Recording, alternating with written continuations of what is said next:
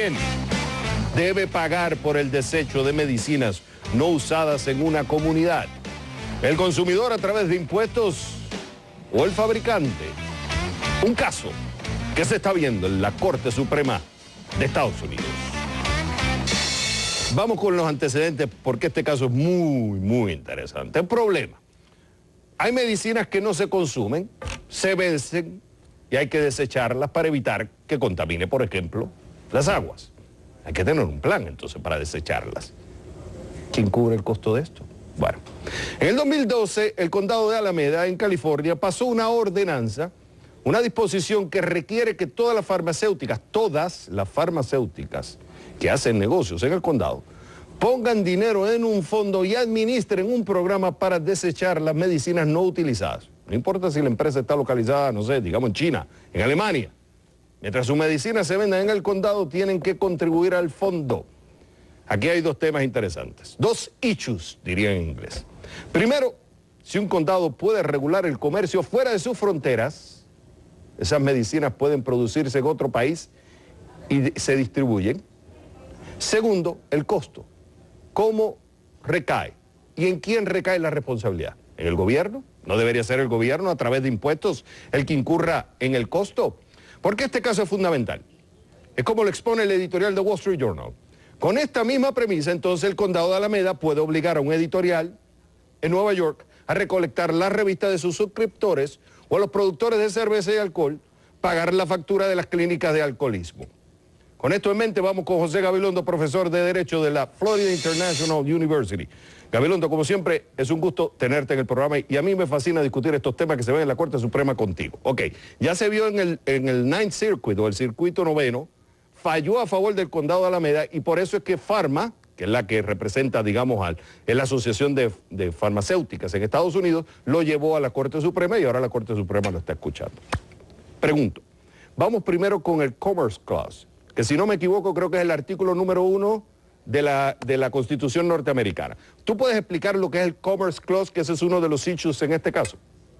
Claro, Javier. O sea, nuestra Constitución impone un sistema federalista, que significa que reparte el poder entre lo federal y lo estatal. El gobierno federal tiene un pequeño número de poderes, incluyendo la cláusula de regular el comercio interestatal, que son supremos. O sea, cuando hay un conflicto con un poder estatal, gana lo federal, pero todos los demás poderes compiten al Estado. De forma que el gobierno federal tiene reducidos poderes, pero son los más importantes. Y dentro de ellos, el Commerce Clause es el más importante de esos poderes. Y ahí entonces viene el issue de que el condado de Alameda en California estaría tomando, según la versión de Pharma, que yo quiero escuchar el argumento como tú lo expones desde el punto de vista de Pharma y desde el punto de vista del condado, el argumento de Pharma sería, o de los fabricantes de medicamentos, es que tú no tienes el poder para regular eso porque eso está en el Congreso, quien debe determinar si se debe imponer un costo, porque como es comercio entre estados, lo debe hacer el Congreso, no lo debes hacer tú como condado, ¿correcto? Exactamente, es una teoría que se llama cláusula durmiente, como la bella durmiente, pero en este caso es una cláusula durmiente. Por la idea es que el gobierno federal no ha regulado esto, pero pudiera regular si quisiera regular. Y como existe esa posibilidad, los estados ni se deben atrever a meterse donde el gobierno federal pudiera hacerlo. Ahora, la ironía es que quienes abogan el Commerce Clause en este instante son empresas grandes y también la Cámara de Comercio, que en general rechazan una noción amplia del Commerce Clause y prefieren que el poder de regular se quede en los estados, de forma que es un argumento clásico, pero en general es el argumento de liberales que quieren una visión amplia del gobierno federal. Ok, pero en el caso particular de Pharma, yo sé que tú quieres discutir sobre esos temas liberales, I know, y lo vamos a discutir en otro momento, pero en el caso particular de los fármacos, hay un argumento que ellos dan. Si yo fabrico un medicamento en Alemania, yo estoy utilizando distribuidores para que vendan esos fármacos en el condado de Alameda. ¿Por qué yo me voy a hacer responsable de los desechos cuando eso debe ser, por ejemplo, por qué no pones impuestos? Si hay que recoger esos desechos, bueno, pon impuestos, sube el costo de los medicamentos, que saben muy bien los políticos, eso va a tener un efecto negativo porque la población se va a oponer, pero ¿por qué yo me debo hacer responsable de un medicamento que al final lo distribuye un tercero?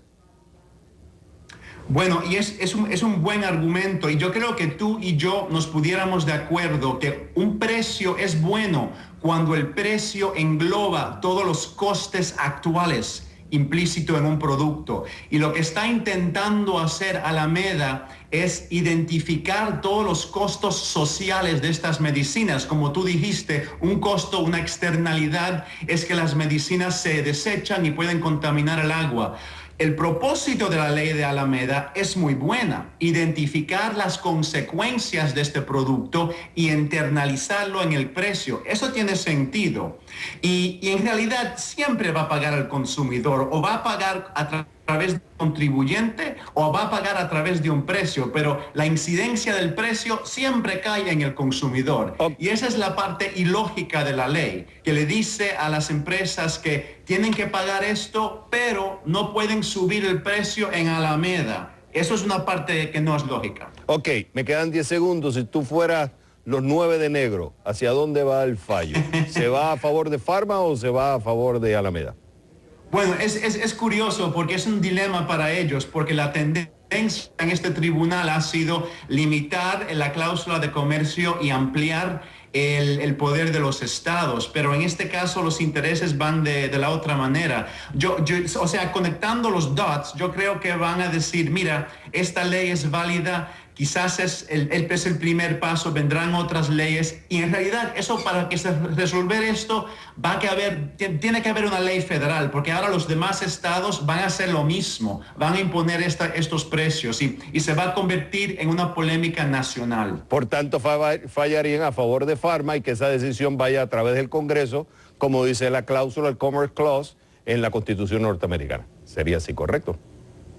Bueno, yo creo que no, porque la tendencia de este tribunal es limitar la cláusula de comercio, de forma que yo creo que van a dar la razón a Alameda si son coherentes. Okay. Pero fíjate, y eso también es una ruta indirecta a la regulación federal, porque si esta ley se considera constitucional, todos los demás condados van a empezar a hacer algo así, y eso va a provocar una crisis legislativa, y entonces igual vamos a ver una regulación federal.